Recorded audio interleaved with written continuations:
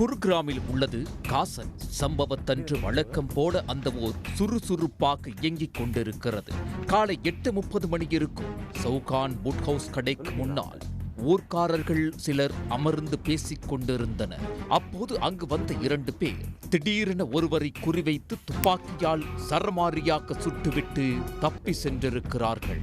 10 வினாடிகளில் எல்லாம் முடிந்துவிட்டது. இரத்த வெள்ளத்தில் சரிந்த நபர் சம்பவ இடத்திலேயே துடிதுடித்து இறந்து போயிருக்கிறார்.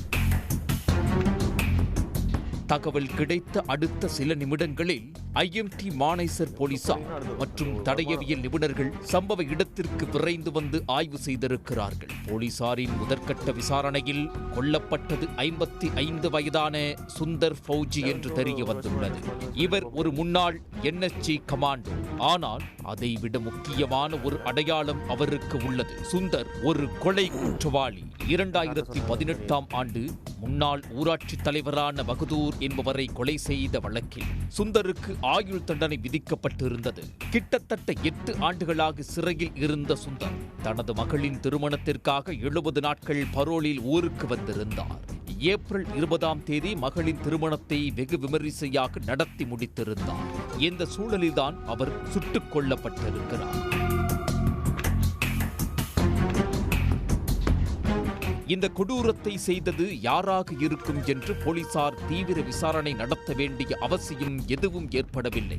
சுந்தருடன் இருந்தவர்களும் அவரின் குடும்பத்தினரும் கூறிய ஒரே பெயர் ரோகன்.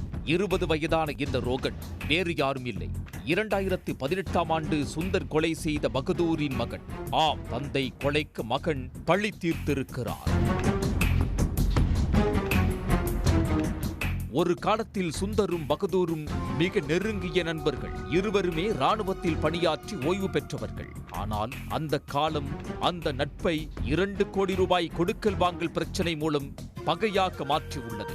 அந்த பணத்தகராறில்தான் 2018ஆம் ஆண்டு சுந்தர் பகதூரை கொலை செய்திருந்தார். தன் தந்தையை கொன்றவர் சிறையிலிருந்து வெளியே வந்திருப்பதை அறிந்த ரோகன் அதே பாணியில் பழிவாங்க துடித்திருக்கிறார். சுந்தர் தினமும் காலையில் நடைப்பயிற்சி முடித்துவிட்டு சவுகான் புட் ஹவுஸ் கடையின் முன்னால் இருக்கும் திண்ணையில் அமர்ந்து ஓய்வெடுப்பதை ரோகன் கண்காணித்து வந்திருக்கிறார். அந்த இடத்தில் வைத்து சுந்தரை தீர்த்து கட்ட திட்டம் போட்டிருக்கிறார். சம்பவத்தன்று காலை தனது நண்பரோடு சென்ற ரோகன் சுந்தரை குறிவைத்து 5 ரவுண்டுகள் சுட்டுவிட்டு தப்பி சென்றிருக்கிறார்.